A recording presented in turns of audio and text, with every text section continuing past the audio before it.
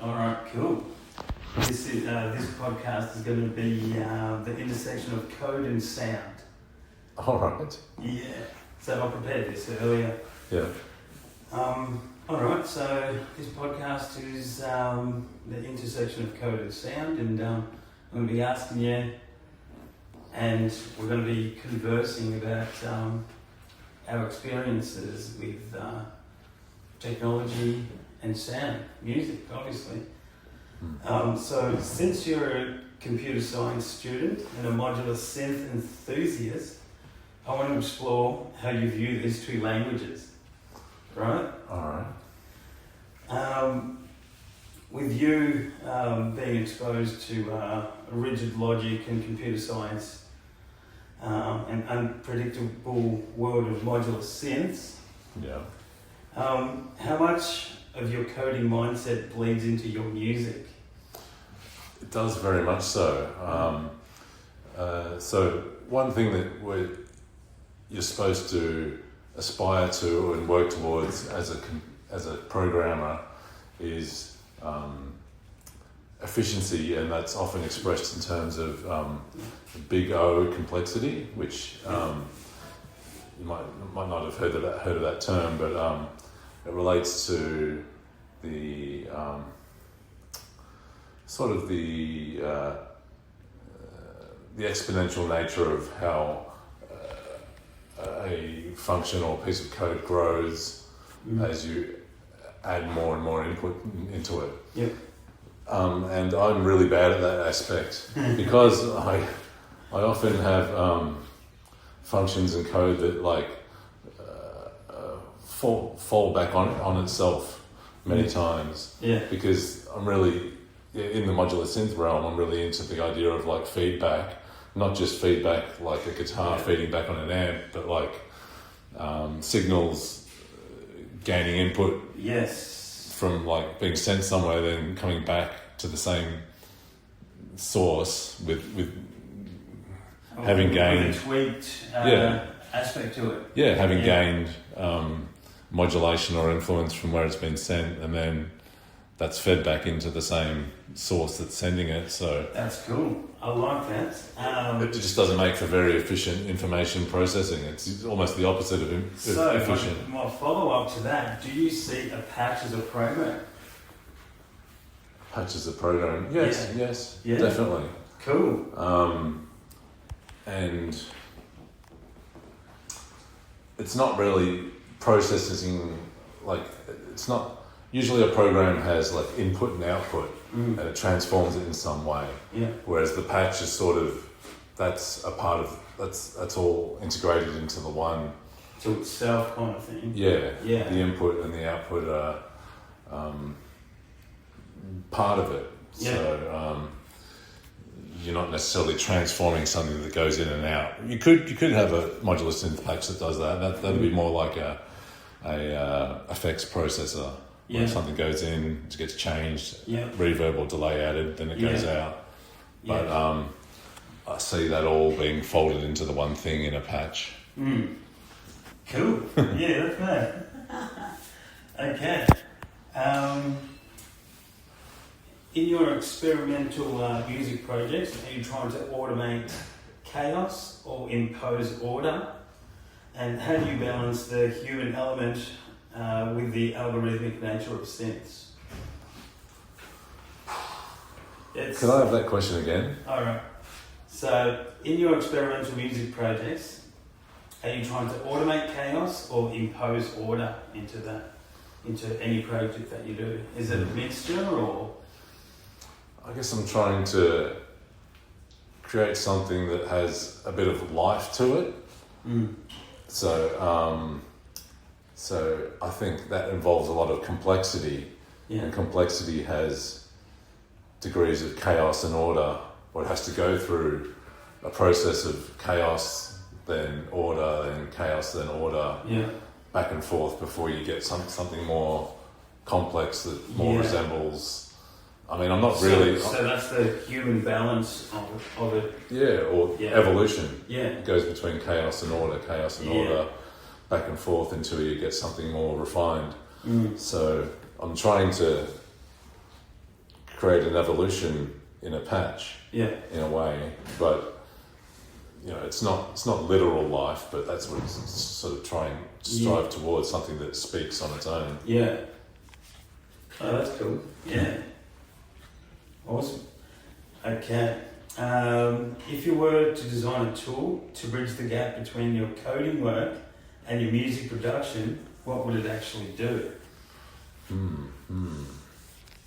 you have coding work and your music production. It's like, is there something that you'd cook together to make your like if you fed now I'm actually really thinking about if you fed your modular synths into or out into a program and then have a program. There are people that do this for sure. Yeah. As far as I reckon, it sounds better than it is because like the music making for me, well, I guess it depends on the individual, but for me, patching with cables physically is like very intuitive and natural, and it feels more connected to the body, even though it's very technological. It's more connected to the body than typing on a screen. Yeah. So I like typing on a screen for like more like problem solving. Yeah.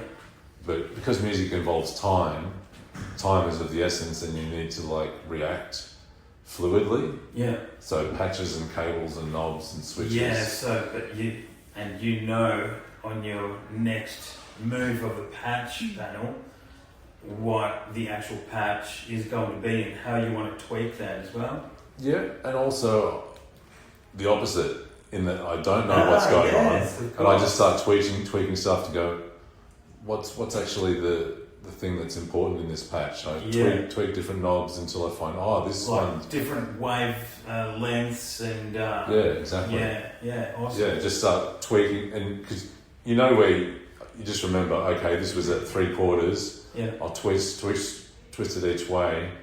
Okay, that didn't do anything interesting, so I just put it back to 3/4 where it was, just so I don't mess it up. Would that have something to do with timing as well? Like if you go fast to the right of a tweak, would going slower on some patches work better? And yeah, exactly. And also me saying, I'll return it to where it was. Yeah. For some knob settings that are very sensitive, like you can never really get it right back to exactly where it was. As soon as you start messing with it, you've changed it, unfortunately, or maybe for the better. Yeah, exactly. Yeah, so it's quite fluid. Yeah, awesome. So that was the intersection of code and sound. Awesome. Now we're going to go, is that cool? Yeah. We'll go into the next bit. Artistic perspective and gallery experience. Given your background of working at the National Art Gallery and art in general, do you look at sound through a curator's lens? So, having spent time behind the scenes at a major institution like the National Art Gallery, has that changed the way you view the presentation of your own music and art? Yes, I mean, there's an element of sound art in how I approach making music. So, and the way I sort of describe that, I suppose, is that music isn't just about, traditional music in like a pop sort of setting is more orientated towards things like, will it make you dance? Will people buy it? Is it popular? Yeah. Does it make you feel good? Those things. But in sound art, it's going to be much more, not necessarily going to be pleasing things like, what does this make me think about, or what is this associated with? Yeah. Not necessarily the repetition side of things, which a lot of people have familiarities too. Yeah, exactly. Like it might be like in art you have a symbol, so in sound art you could have like a symbol, like what does this sound symbolize? Where it's not really a piece of music, it's a sound object. Yeah. So do you stick to any musical hertz or sound hertz at all? Because I've heard some hertz are actually really pleasing, and some of them, healing even. Yeah, I don't. That's an area I've been planning to get into. Actually, there's a device I was given which allows you to dial in specific hertz, because on the modular synth usually it's just you either tune it to like the musical scale or you just look at the knob settings, which aren't particularly accurate. They're just like doing it by sight. But if you tune into specific frequencies, that is an area of interest for sure. I haven't delved into it much myself. Would you be willing to go there and and have a look? Yeah, because awesome. that not only does that get into like scientific and physics and audiology, and it also gets into stuff like numerology, like the occult and stuff like exactly. Dial into 666, the frequency of the beast. Or you could go the other way and like the divine. And, Exactly. Yeah. So, what was the initial question? Oh, just about like sound art and stuff like that. Definitely. I don't know about if I approach it like a curator, but I do look at more aspects than just the typical. Not typical. They're good things to base music on. Like, does it make you dance? Does it make you feel good? Yeah, absolutely. But there are other avenues to explore as well. Yeah. In saying that, would you work on a project, say like an hour project, specifically for dancing, or specifically for drawing, or specifically for sports or something? You know what I mean? Yeah, I've got a plan to work with. I don't think you've ever met her, Jessie. She's a painter, and she does lots of different types of art. But I purchased a painting of hers to put in my studio because I really liked it, and I thought it went well with modular synth music. Yep. And we have a plan to have me making sound for a few hours while she does a painting, and have one influence the other. Yeah. At the same time. Yeah, that's pretty cool. So. Wow, that'd be awesome to get visual. That's the plan. That's the plan. So I probably shouldn't announce things on a podcast before they're done. But you've heard it here first, fellas, and girls, and anybody else that's listening.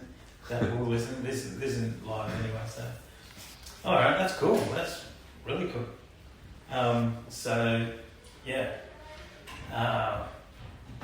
Awesome.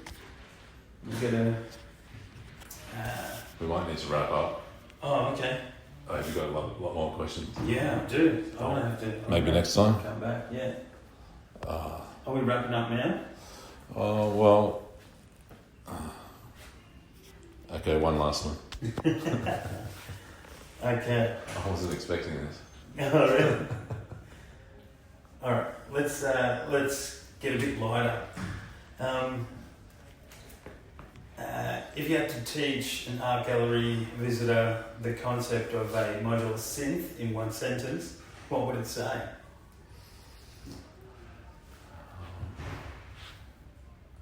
A very flexible music device.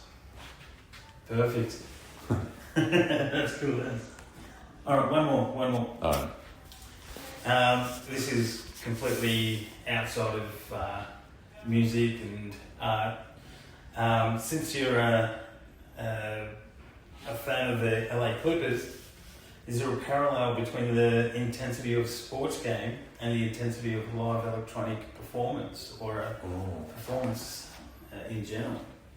Yes, I think there is, and I've been I have to admit that I've not done very well with modular synths live as of yet, but I could always improve upon it. Because you were in a group or something, weren't you? That were doing it? Yep, Yeah. 2 bass players and I wasn't one of them. I was on the modular synth.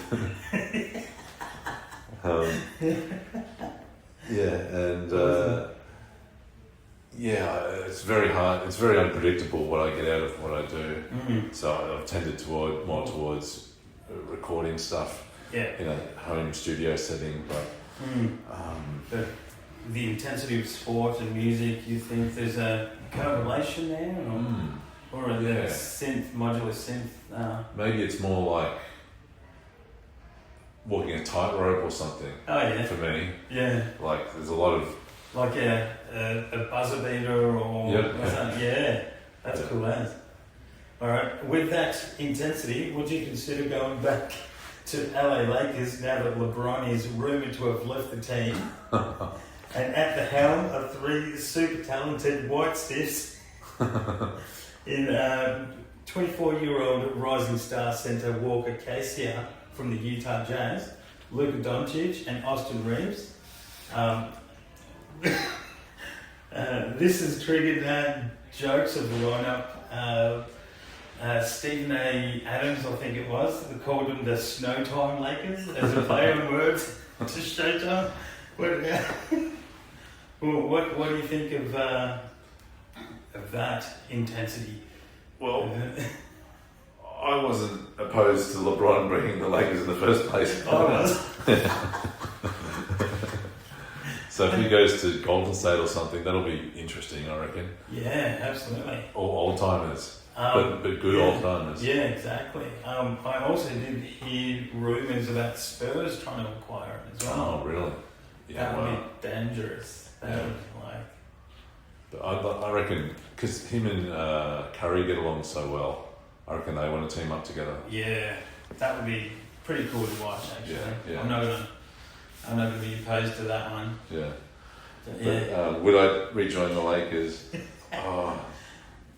And did you know that Kawhi Leonard's heading back to Toronto? Yeah, I did know. Hear that. Sweet.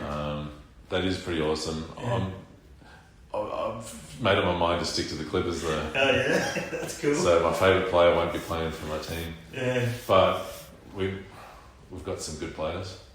Clippers, for sure. Absolutely. And they might add something more to it over the off season. Yeah, I think they will. Yeah, everything's looking up for the NBA, I think. Yeah, at the moment. So I'm hoping to, on my travels, see at least one game. Yeah, cool. This year. When are you planning on travelling? Should I stop recording? If you like. Alright.